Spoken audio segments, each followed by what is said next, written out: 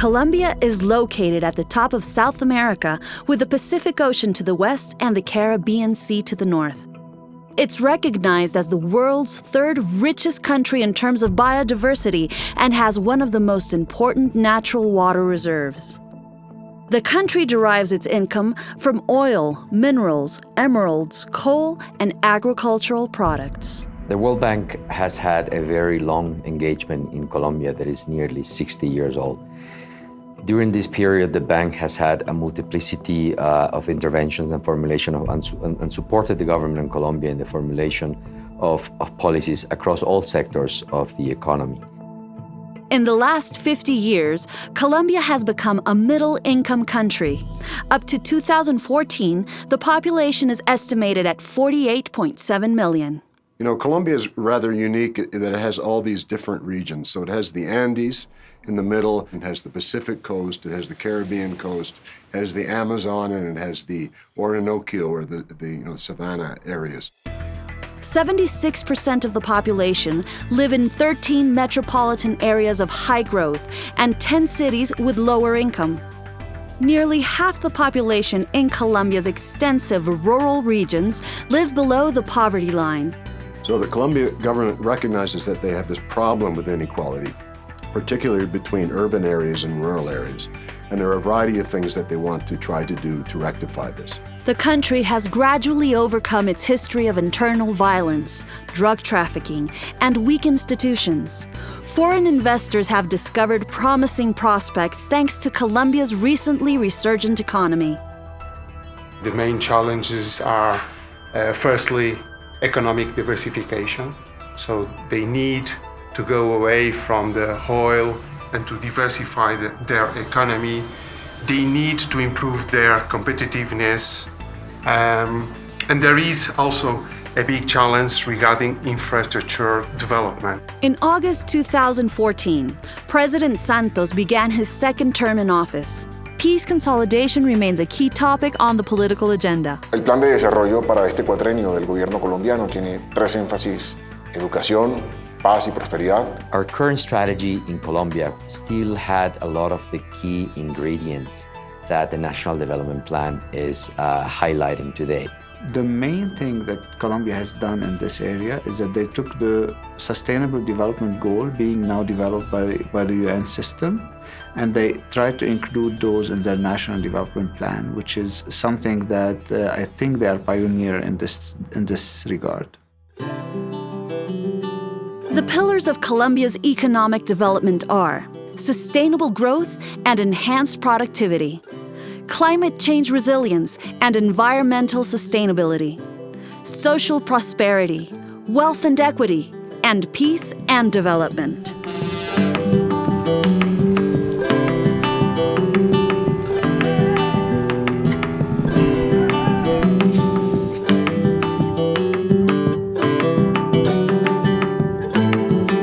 The government of Colombia has identified agriculture as a priority objective.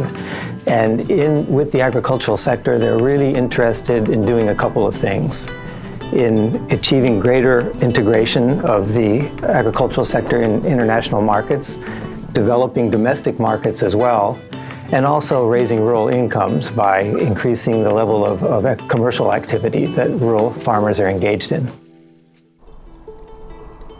Rural poverty represents 40% of national poverty. Agriculture can be a source of substantial growth and reduce national poverty by enabling small rural producers to compete successfully in the national and global marketplace.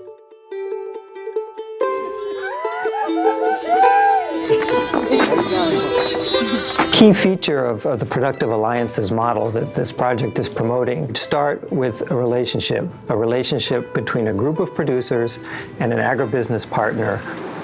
La idea que tenemos es precisamente tratar de minimizar el intermediario entre el caficultor y el exportador directamente. Pero por medio de la alianza productiva nosotros encontramos un aliado comercial, el cual nos garantiza la compra del producto a un muy buen precio. Nos están reconociendo la calidad. Nos están dando la oportunidad con la asistencia técnica de abonar a tiempo porque nos consiguen el fertilizante. Esto lo incentiva a uno para seguir produciendo café de mejor calidad cada día. The IFC achieves its goal of eradicating poverty by using the anchor firm model, identifying anchor companies capable of pulling thousands of small farmers out of poverty. Alquería use our financing to expand activities, to better process, to improve their processing facilities, and also something very particular with the dairy sector is that you cannot grow in the industrial side unless your small farmers that provide milk also grow with you. La leche es nuestro ingreso base y se ha convertido en nuestra empresa. Una de las ventajas es que uno tiene segura que la persona le va a comprar la leche. Y aparte de eso, por el hecho de estar en cooperativa, tiene mucha financiación, descuentos. El acompañamiento no es solamente para comprarles la leche, sino para llevarles insumos, para llevarles tecnología, para tratar su ganado y su campo, de tal manera que ellos puedan producir más. So it is key to have companies like Alquería in different sectors that work in the rural areas, promoting employment, promoting this kind of activities. More than 75% of Colombians live in cities, which generate 85% of the national's GDP. Cities have played and will continue to play a very important role in continued poverty reduction and shared prosperity. The overall objective of this DPL program was to create more sustainable, productive, and inclusive cities. So that's precisely what we are doing, is pulling together teams from the bank, together with our teams, providing public financing to the municipality if necessary, but also creating conditions to attract private companies to provide services to the city.